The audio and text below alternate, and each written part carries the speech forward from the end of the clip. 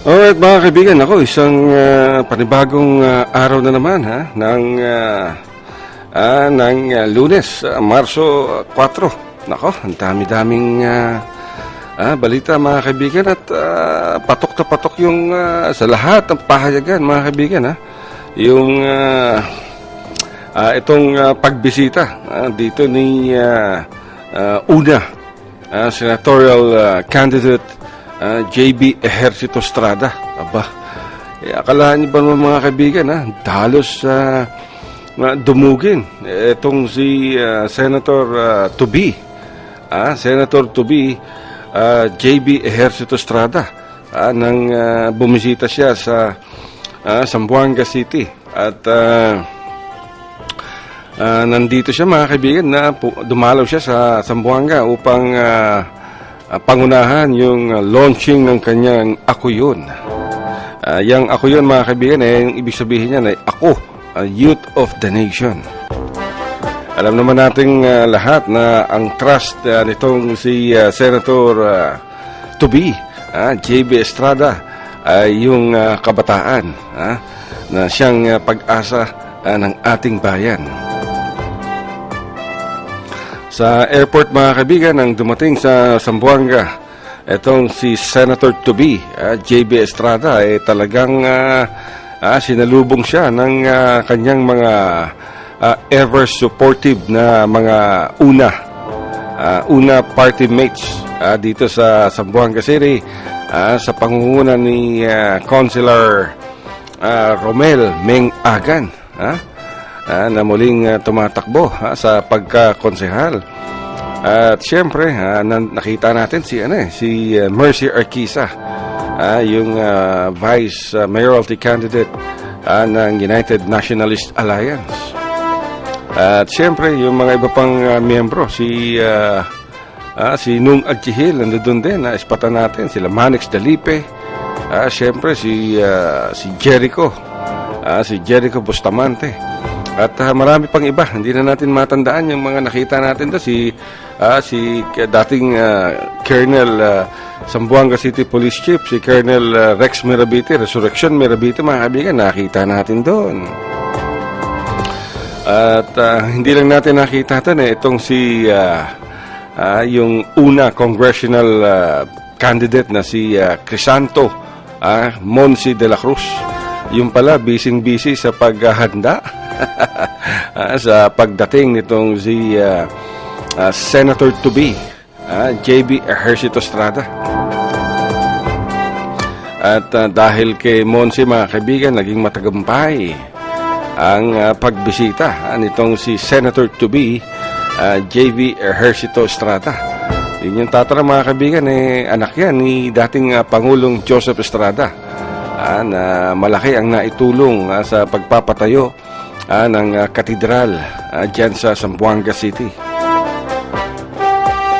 Ang dami mga kaibigan, ang daming sumalubong dito kay Senator to be JB Ejercito Estrada. At kinover natin to ng Mindanao Examiner. At talagang kapansin-pansin ang pagmamahal ng mga Sambuangueños at ng mga non-Sambuangueños, ng mga Muslim, ng mga Bisaya, ng mga Ilonggo, lahat na.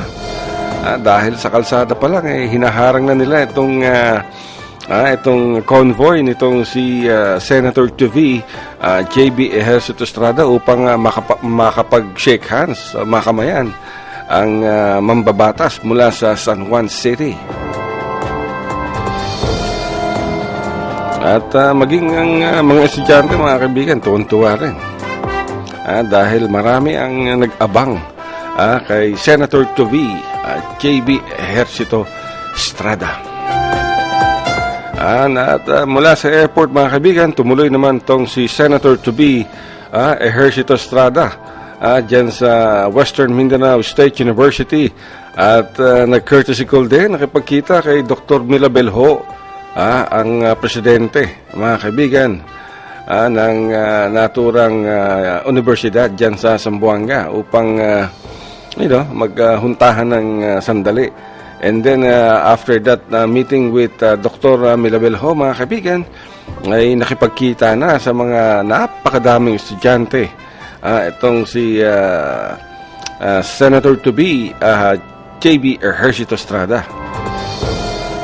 At doon ay sinabi naman nitong si Senator JB Ejercito Estrada na may government subsidy na naman as much as 40% ang lahat ng state-owned colleges and universities. Kaya nagpalakpakan ng husto yung mga estudyante dahil malaking tulong, mga kaibigan, sa mga magulang ang dagdag na subsidy dyan sa lahat ng state-owned colleges and universities. At matapos nung kanyang ako yon launching, mga kaibigan, isang movement ng mga kabataan yan, ay dumiretso naman itong si Senator JB Ejercito Estrada dyan sa TV11 dahil inimbitahan siya na makapanayam ng No Limit na programa nitong batikang at napakagaling na host na si Ronnie Liado. At nakipagkita rin, mga kaibigan, siyempre, si Senator JB Ejercito Estrada sa mag-asawang Eddie at Lolita Chua, yung may-ari ng TV11 at Dunkin Donuts at iba pang mga negosyo. At marami ang nakipag-picture taking dito kay Senator JB Ejercito Estrada. At napakaganda, mga kaibigan, nung itong interview ni Ronnie Liado dito kay Senator JB Ejercito Estrada. Dahil marami ang live yun, mga kaibigan, No Limit. Marami ang mga nag-text, karamihan sa Basilan ako. At nagtatanong kay Ronnie Liado at kay Senator JB kung kailan daw siya magpupunta o pupunta sa Basilan upang sila'y dalawin naman. Sinabi naman ni Senator JB ng mga kaibigan na titignan nila ang schedule kung kasi gustong-gusto rin na pupunta ni ERAP, mga kaibigan, dyan sa Basilan Province dahil mahal na mahal ni ERAP ang mga Muslim at ang Mindanao talagang nasa puso nga nila.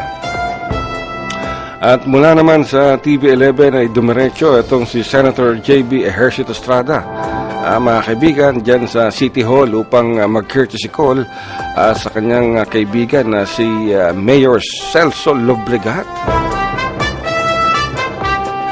At medyo mahaba-haba rin ang pag-uusap ng dalawang magkaibigan. At and then after nung kay Mayor Celso Lobregat ay dumiretso naman itong si Senator JB Ejercito Estrada sa Lantaka Hotel. Grabe, mga kaibigan, yung mga estudyante ng Nuevo Zamboanga, nako, nagtitili talagang picture doon, picture dito, autograph doon, autograph dito. Talagang napaka-warm nung pagtanggap ng mga tao, ng publiko sa pagtungo dito sa Zamboanga nitong si Senator JB Ejercito Estrada. At nakipagpulong din sa lokal na una party itong si Senator JB. At siyempre nagpasalamat itong si Senator JB Ejercito Estrada sa lahat ng suporta. Suporta ng lokal na una at siyempre suporta ng publiko sa kanya.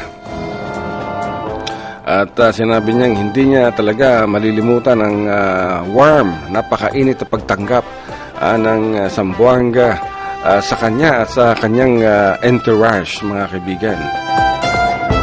And then, katulad nung sinabi natin kanina, umikot din ang convoy nitong si Senator JB.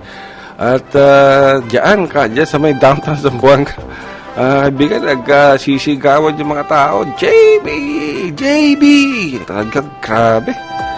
At ang lakas, mga kaibigan, yung mga iba humarang pa sa harapan upang makakuha lamang ng litrato na kasama itong si Senator-to-be JB Ejercito Estrada.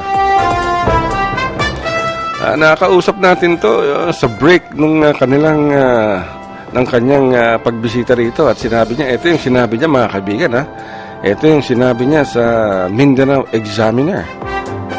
Sabi niya, I cannot express how happy I am with all this warm reception and show of support by the Zamboangueños and everybody we met along the way. Zamboanga and Mindanao and Basilan, Tawi-Tawi and Sulu will always be in my heart, and we thank them all for their support to me, to us, our family.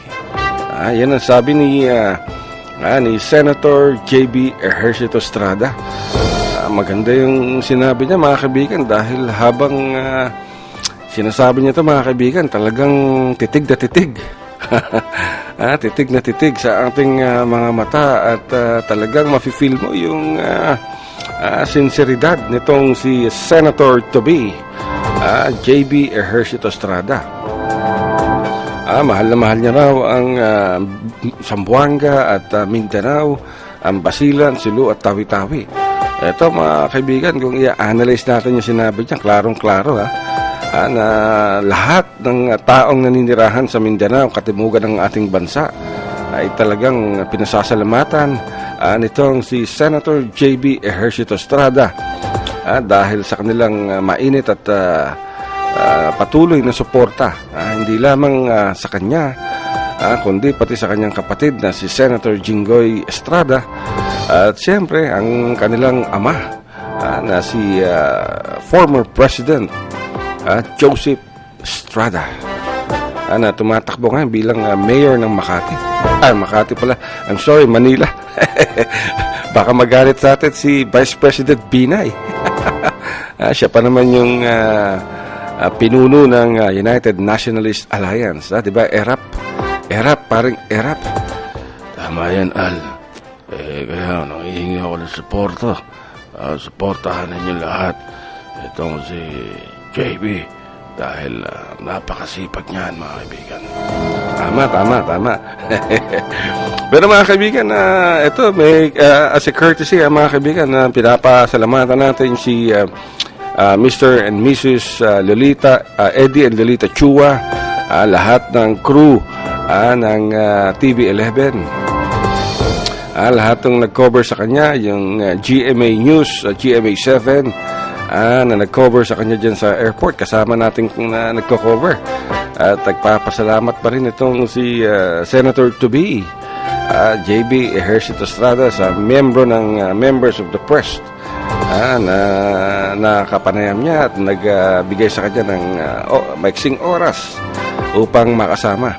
At siyempre at nakahingi rin tayo ng permiso at papasalamat tayo muli kay Mr. Ronnie Liado sa kanyang programang No Limit at sa TV11, sa lahat sa TV11 dahil nakasama tayo sa live broadcast nitong panayam kay Senator J.B. Ejercito Estrada at na-record natin yan. Ito at mga kaibigan at panoorin nyo courtesy itong video ito ng TV11 nila Mr. and Mrs. Eddie and Lolita Chua, ni Mr. Ronnie Liado at ng kanyang number 1 program na No Limit. Panoorin nyo mga kaibigan.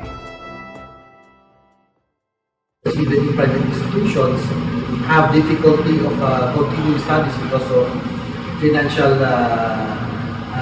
reasons.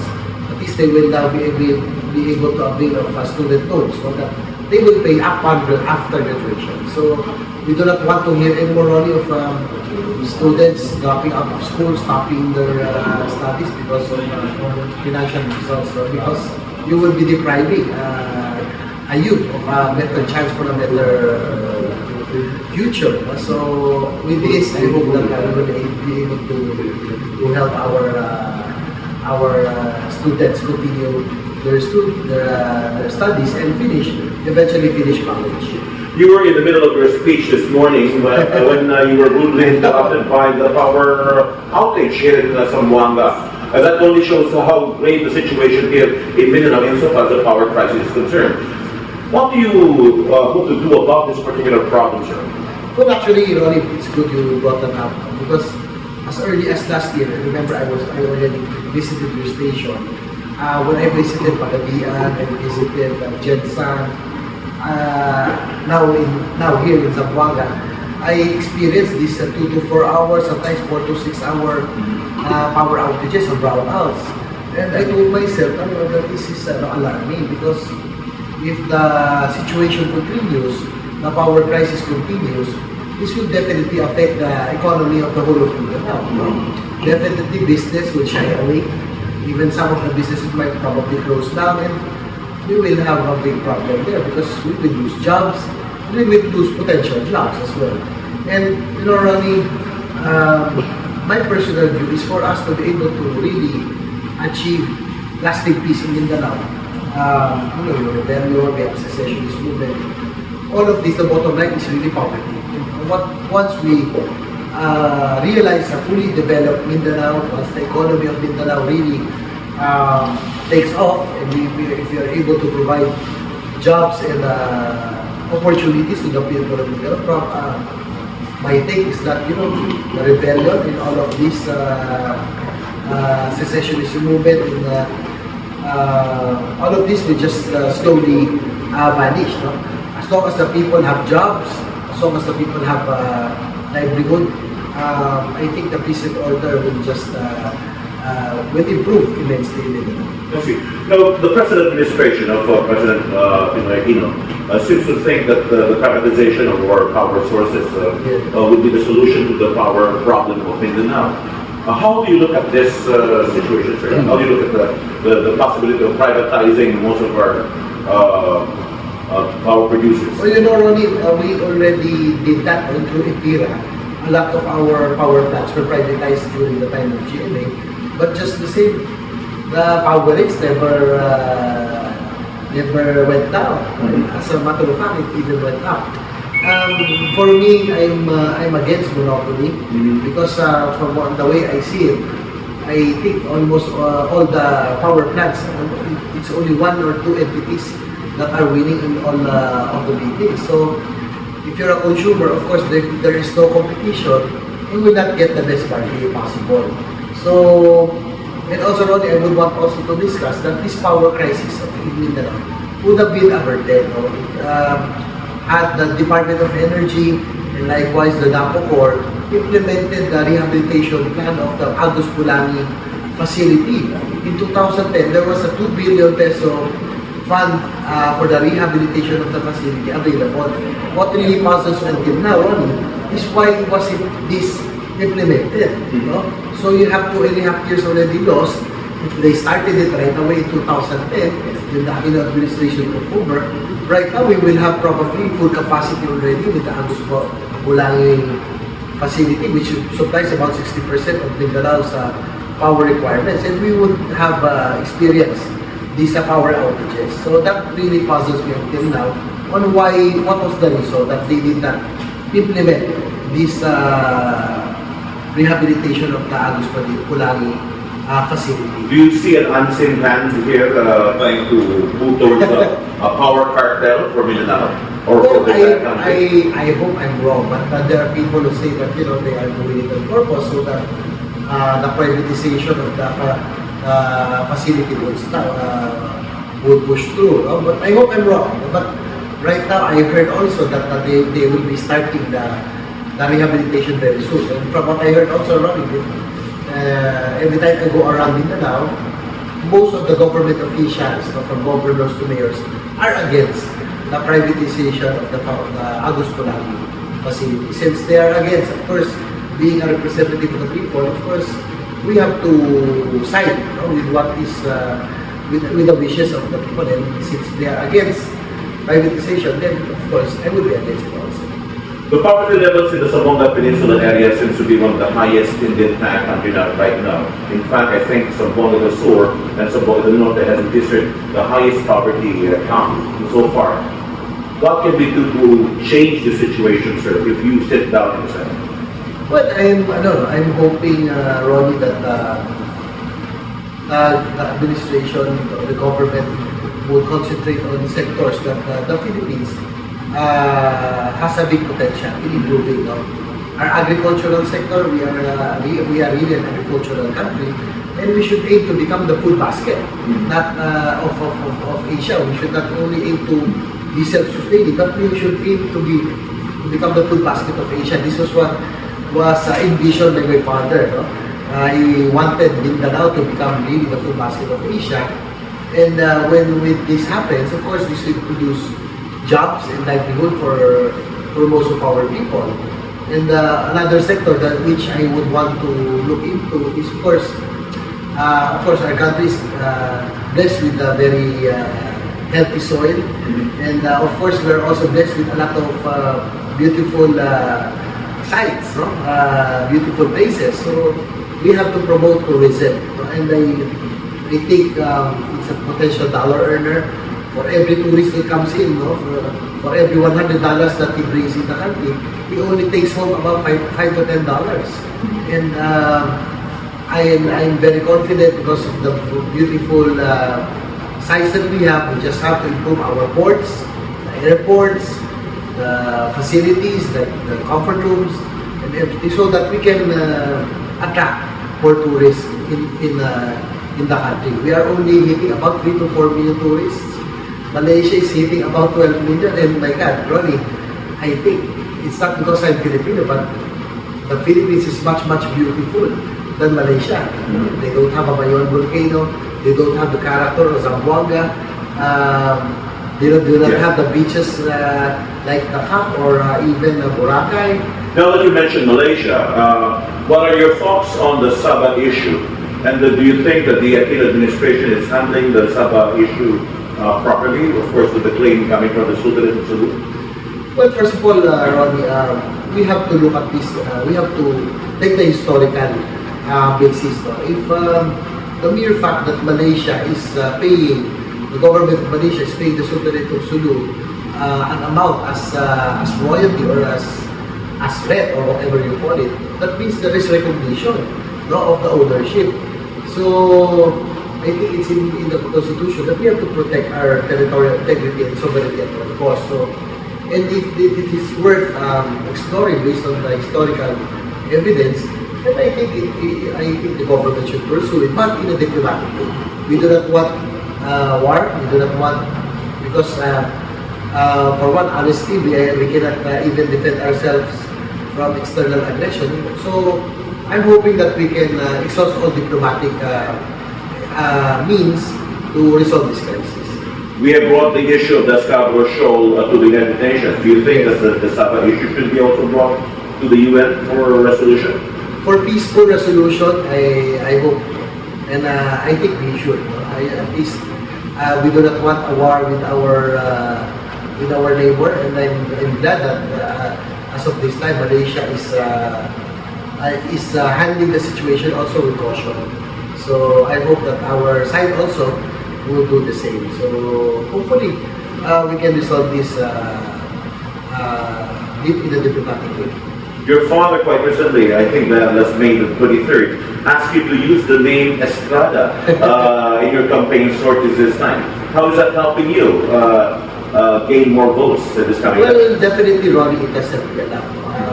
I was doing 4 to 5 before I used Estrada, and 5 to 7. I was ranked for 5 to 7. But when I used Estrada or used it as an alias, I went to 3 to 5 during those periods. So definitely the name recall is there, but Ronnie, I still think that with the influx of young voters right now, having the name is an advantage, but it is not a guarantee that you will be.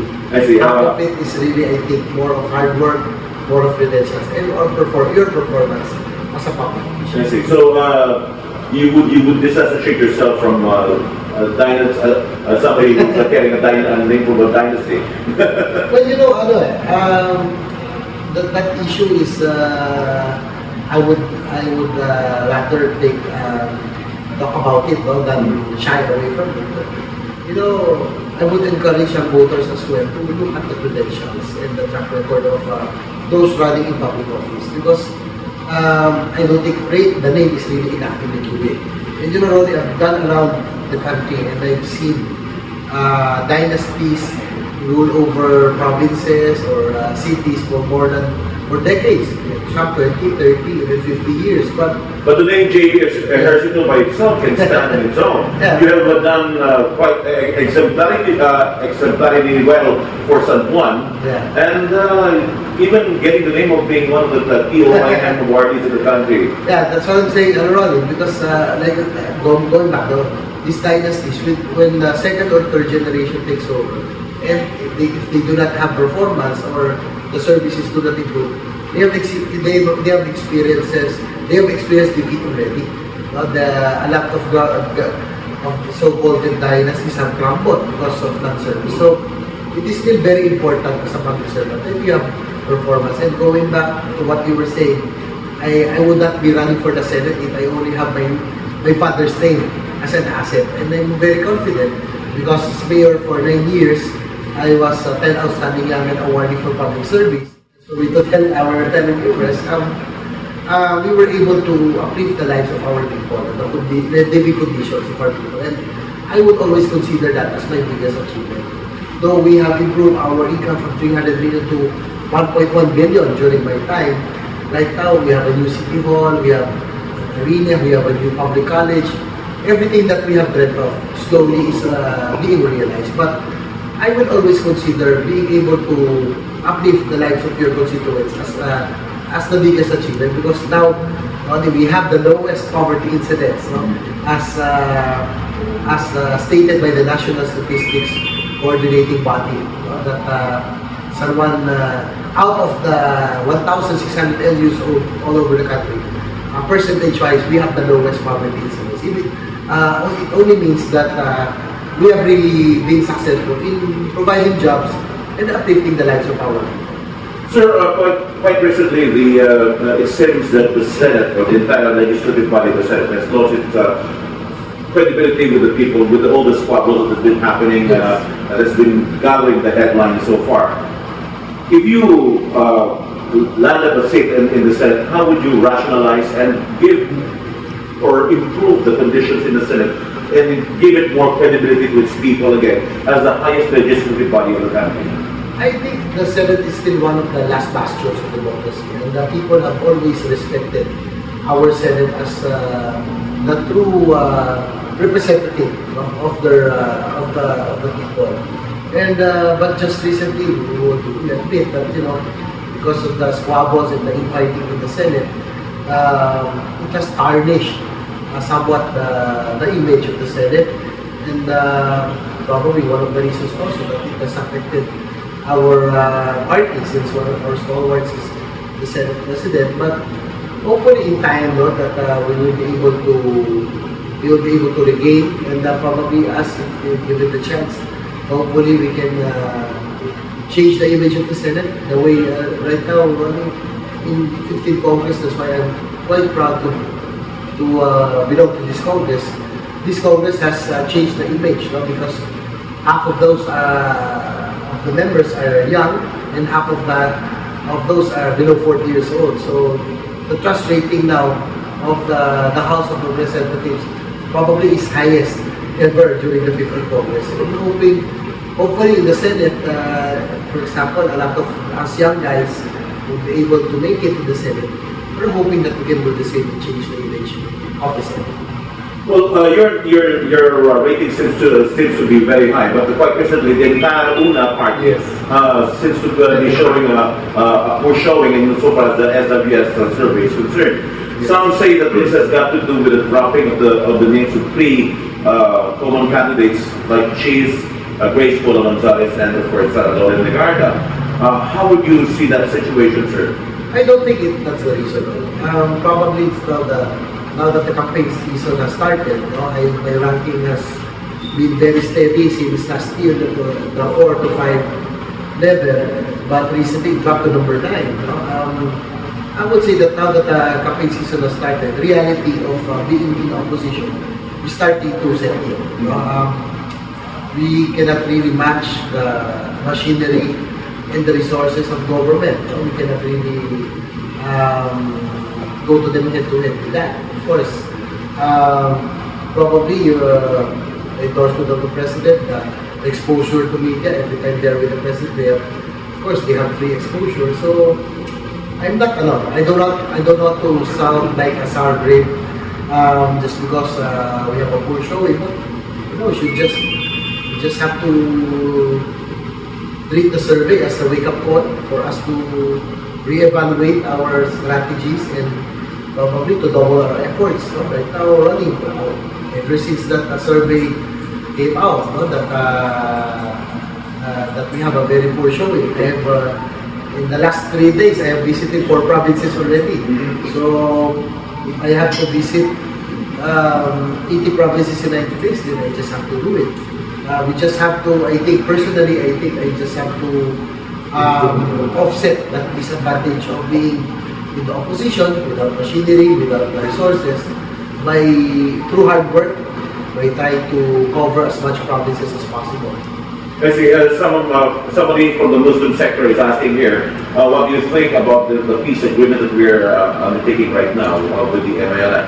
Really anything that would be for peace, I would support. And I'm hopeful that the Bangsamoro Framework Agreement, which the President is really signed, would work. But Ronnie, again, I would want to go back to the bottom line of all this rebellion and all of this problem, peace and order problem in Mindanao is still poverty. The only way we can solve this situation if the government keeps its focus on Mindanao, fixes the power situation, and then provides jobs, give livelihood to our people. And when that time comes that Mindanao reaches its full potential, and the time that nobody is hungry anymore, everybody has jobs or livelihood, I think that's the time that we will just see that the rebellion and all of these secessionist movement will just slowly disappear. Because when the people are not hungry, I don't think there will be problem with this. We have been receiving some text messages from Basilan this time, JP, and I'd like to read one of the text messages here. Good game, sir. Good day po sa inyo. Ask ko lang po kay Sir JP kung pupunta ba sila dito sa amin sa Basilan para magkampanya. Certified maka-era kami dito sa Basilan from Beto Bantilin. Well, Beto, thank you very much for your support. Be rest assured that we will try as much as possible to cover most of the places and try to go to Basilan and other places. And I'd like to thank you for your support. And be rest assured that the support of the Mindanaoans to my family, especially for my father, will never be forgotten. I will always remember that, and it's in my heart that in case I make it to the Senate, just in case I still make it, I be rest assured that whatever would be good for Mindanao, whatever bills is needed to push for the development of Mindanao, be rest assured that I will be with you on this one, or I might even initiate it. If not, I will surely support it. It has always been a clamor here in Mindanao that we be able to establish a mass transport system that would connect the entire Mindanao area. Some people feel that would be able to bring more progress to the Mindanao area, especially in the transport of commodities. However, this has been a promise of several leaders, but it has never been accomplished so far. How would you look at this proposal, sir? Well, I believe that the railway system, the mass transit, that would really boost the economy of any place like Mindanao. If you would look at the United States, the backbone of their economies are the railway system. And, if that would help in bringing down the cost of transporting the goods, then we can be more competitive, and that would improve the economy of Mindanao immensely. So, with that, I'm given the chance that we come across it, I would gladly support the railway system or the mass transit system. One of our televiewers is asking you right now, how would JV Ejercito prevent the culture of corruption in the Philippines? Well, I think it's leadership by example, and I think that we just have to be honest. The president is on the right track with his trust for good governance. So, but I just hope that if they want to be taken seriously, I hope that those who really did wrong in the past, the associates of the former president, probably, I think some of them should be prosecuted. At least the people would know that this government needs business, and probably fulfill their campaign promise of making those who really exploited this nation in the past face the music or be brought to justice. Ito sa campaign promise ko. So I hope that this would be fulfilled by the administration, so that people would see that they are really dead serious in fighting graft and corruption. What are your thoughts on the Freedom to Information Act, which is being proposed in Congress and yet was not approved by Congress quite recently? Well, Ronnie, I'm for it. I'm really supportive of Freedom of Information, or FOI, because I'm also an author of the bill. And I think that the trust of the Aquino administration, which is with trust for good governance, this would have been a good instrument to back this trust, the realization of having a real graft-free government, and would have been, the FOI would have been a good instrument to support this trust of the president. But unfortunately, I have to be honest with you also, the FOI bill was not anymore in the list of priority measures of Malacanang. It was taken out of the list of the wish list of the palace. So for what reasons, I don't know, because I would have think that this would have been good for the fight against graft and corruption. This would have been good for the trust of good governance of the administration. But unfortunately, it was not certified by the president, which is the reason that it did not pass in the 50th Congress. Our economy seems to be doing quite well if you look at some of what economists are saying right now. And yet, Juan de la Cruz does not feel the effects of this progress in our economy. I'd like to ask you, sir, what is your blueprint to improve on our economy in the country, and how we can bring this so that Juan de la Cruz can feel this progress? Ronnie, it's good you pointed that out.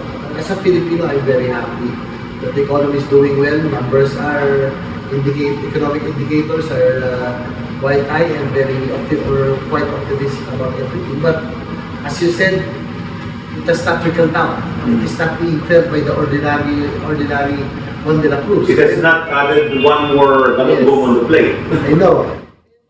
If the president and the Aquino administration has been very optimistic in promoting, in saying that the economy is doing very well, I think it's about time that they likewise give focus and address the problem of not only of unemployment but of underemployment. It's about time that since the economy is doing well, it's about time that salaries hopefully will be adjusted so that the ordinary Juan de la Cruz will feel the benefits of this abundant economy that we're having. I see. I understand that UNA is in favor of possible charter change in the future. If we are supposed to study a possible change in the Constitution, what provisions would UNA be working on for change in the future? Well, for economic provisions, Ronnie, I've been saying that I'm in favor of charter change for the very sole reason that we have to keep abreast with the rest of the world. In 1987, when the Constitution was written, there was no such thing as globalization, World Trade Organization, or even the World Wide Web. The world has become so small, and the competition has become very stiff because of the World Trade Organization and globalization. So I'm in favor of just updating the Constitution so that it will be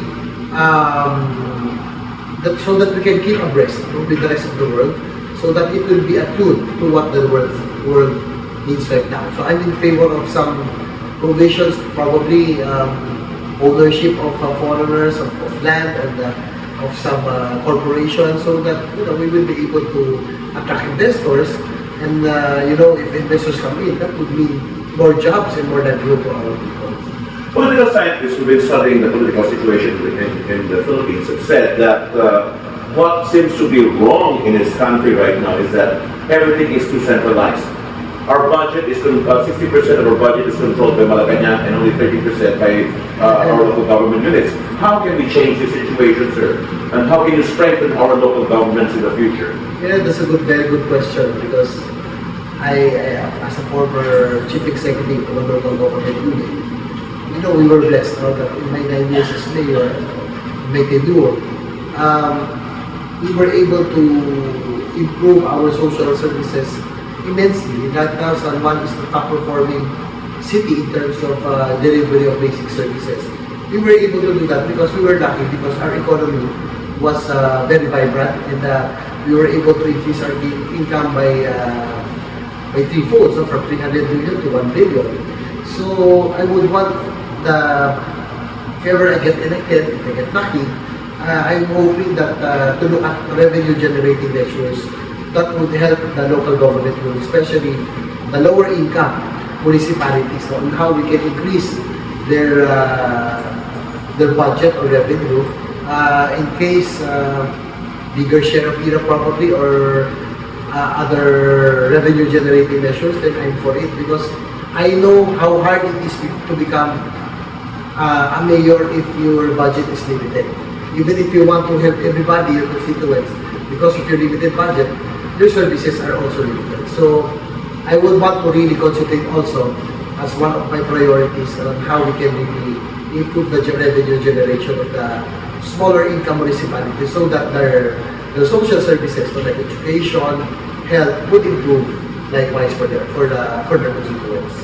We'll be back with this very special interview with JB Ejercito right after these very short reminders. And mind you, we'll have more questions for him. We're back, ladies and gentlemen. You're watching No Limit, and my very special guest this afternoon is no less than JB Ejercito. And JB is running for the senatorial post this coming May 13 elections. We have more questions for you, JB, coming from our televiewers. Good PM, sir. What is your stand regarding the plan of the government to give to the private sector our hospitals? Do you think it will help our millions of poor people in this country?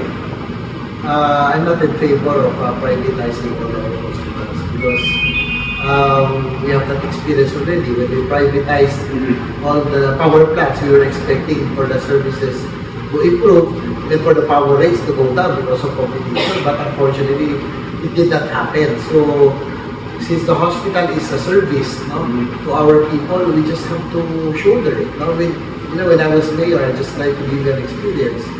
When our income was just 300 million, our hospital, then the San Juan Medical Center, but the budget every year was about 130 million, so almost half of the municipal budget goes to our hospital. But we just have to bear it, because these services like for health is a service to our people. And when you are poor, sabi nga na, bawal magkasakit, because of the high cost of medicine, hospitalization, doctor's fees. So I think it's the duty of the government to really take care of the people, and it's the duty of government to shoulder the health services of the people. So I'm not in favor of privatization. Yeah, but would we be able to realize in the future a socialized form of government that would handle all these services for the people? Well, we're hoping we can achieve that, because we have that experiences and what. When our income was small, of course we had a hard time sustaining our hospital, but we did our best. And the patients we were asked to help each other. The patient also shoulders a part of the expenses. But when we progressed, when our income grew to 1 billion, right now almost all the medical needs of our people, especially those who are confined in our very own hospitals, they pay very minimal fees right now, because the government, already the local government, shoulders the majority of the expenses. So what I'm saying is that if the government's economy or the revenue improves, we can already probably take care of the social services, especially health needs of our people. It seems that there's a lot of Estrada supporters in Basilan because one text is saying, Mr. JB, please set a schedule for a campaign rally in Basilan and bring our President Erap with you. He is a good model to us. Erap is our father in Basilan. Well, former President Estrada said that we will help us, not the other candidates, and hopefully before the local campaign starts, he will be able to join us here in Mindanao, where he is very much strong. So he will be joining us this weekend. We will be going to again the Oro and Iligan and Bukidnon. So I think if he makes it, then this will be a big boost for most of us. Probably for sure for me. So I hope that he makes it, and I hope that he will be able to join some of our sorties in Mindanao, especially here in Zamboanga, Mindanao, Davao, and also Northern Mindanao. What good traits have you gotten from your father, JB? Everybody has flaws, their weaknesses, but one good thing about my father is his love for the masses. He has always told me, he has let me manage my own affairs in politics. No? He never intervenes, but he just always tells me from time and again that in case I have to make a decision wherein I'm really caught in the middle or I'm torn, you just have to decide for the greatest good of the greatest number. That's what he always, time and again, he always reminds me every time we see each other, every given the chance, he will always tell me. I see. You seem to be a very good family man because how many children do you have right now, Jay? Oh, I only have two because I married late. I married at the age of 37. So I have two children. So you were at one time in your life you were married to your career. Yeah. Yes, because I became mayor at the age of 30, so I became so busy, so that I almost forgot my social life already. I was married to my job. Really? A lot of people are wondering whether you're as charming with the ladies as your father is. Actually, I'm just I'm friendly. And I have, from my teenage years to 37 years old, that's quite long. So I had that much time for being single. So sometimes people think that I'm a chick boy or that. So no, I'm just friendly. And I was single for a long time. I see.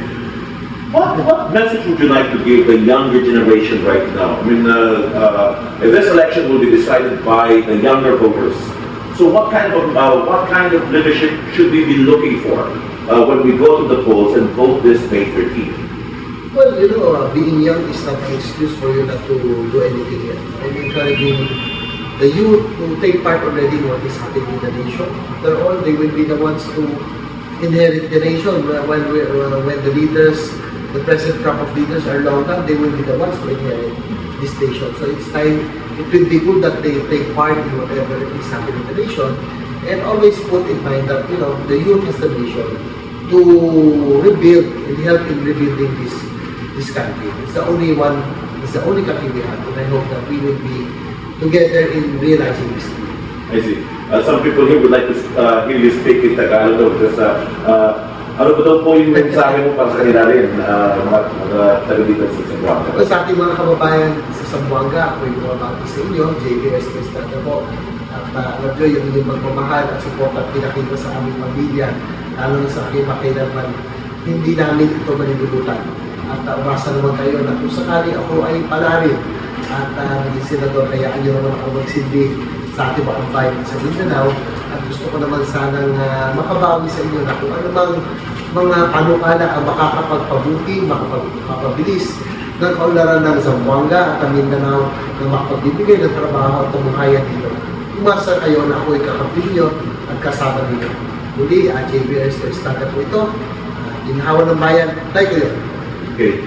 Ang dami po nakikinig sa atin ngayon, yung mga agriculturista po. Ano ba yung plano mo for the agricultural sector naman natin po? Well, alam mo, Ronnie, a lot of students, a lot of administration maraming high administrasyon na dumaan na talagang pinakikita ng bansa natin ay industrialized country na, either of Asia, but we really are an agricultural country, whether we like it or not. 60% of our economy depends on agriculture. And the way I see it, just like my father views it, the Philippines, particularly Mindanao, could be the food basket of Asia. And we have to aim high. We should aspire for that. Not only for us to be self-sustaining, but to be able to feed the whole of Asia. And that would bring wonders to our economy. That would give jobs, that would give a livelihood. So, and as I've said earlier, if we realize this, if this is realized, I am sure that the peace and order in Mindanao will greatly improve, and I'm sure that the fighting here will stop because everybody will not be hungry. Yan ang problema kasi what we really feel here in Mindanao is that very little is being invested in so far as agri-industrial development in Mindanao. Just this morning I had yung city agriculture representative from the city agriculture's office, and he was saying that the number of farmers in the city of Zamboanga has been dwindling every year. So this is a very bad sign. It's very sad. And I'm also encouraging, since I've been fighting for the subsidy of the state colleges, I'm hoping that they would give incentive to promote the agri and fisheries courses, that to give the students who will enroll incentives. And probably to add to the agricultural sector, I'm hoping that the government will be able to give the necessary support, like free irrigation, farm-to-market roads, probably the railways, so that it would make the transportation cost of goods lower, and post-harvest facilities and fertilizers. And the way the other governments, like Thailand, Indonesia, and other countries have been, Vietnam, have been supporting their agricultural sector. That's why their agri sector has been booming. And I hope that the government, our government, would do the same to our agri sector, because our country has been blessed with a very healthy soil. I just hope that we would take advantage of this potential. How would you come up with a synergistic approach between industry and our agricultural sector? Kasi sa ngayon po, I'll give you an example. Dito po sa Zamboanga, we're known as the sardine capital, and yet yung tomatoes for our sardines is still imported from China. And that's a funny situation, considering that we're supposed to be an agricultural country. How do you propose that we have a more synergistic approach between industry and agriculture? I think everybody should get their act together. Not only the industries, probably even the matching of jobs that the economy could give. The state college should coordinate with the NEDA. And as you were saying, I hope that the industry, especially tomato, for example, that's very easy for us to cultivate, and I hope that we can, since we have a very good sardine industry here in Zamboanga, probably another province could provide the tomatoes needed for the sardines instead of importing it from China. The government has to encourage NGOs to have to help in fulfilling this goal of having different products per province, probably, so that in the end we can really complement each other. For example, one province will produce tomatoes, and then Zamboanga will provide sardines, then we can export. You were mentioning about the improvement of the transport sector. Yes. One major problem that has been pinpointed here in Mindanao is that it costs more to export goods from Zamboanga or Mindanao to Manila than to export it to Hong Kong. I know. So that has to be corrected. It's really sad that probably one of the reasons our agri-industry is not really doing very well is because of the cost of transportation. And it's really funny how come it's like that.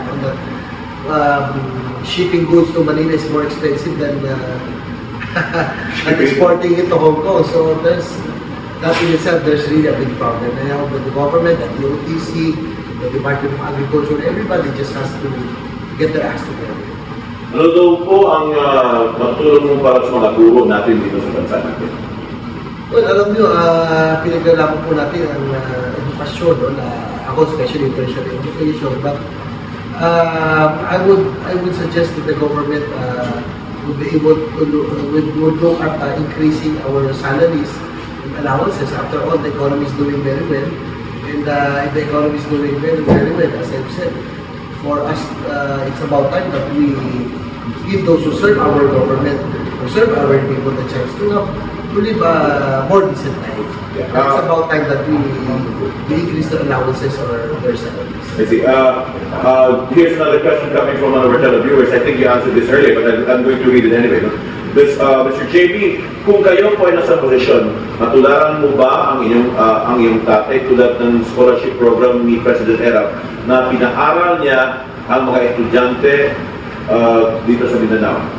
Well, probably in a different way, no, Ronnie?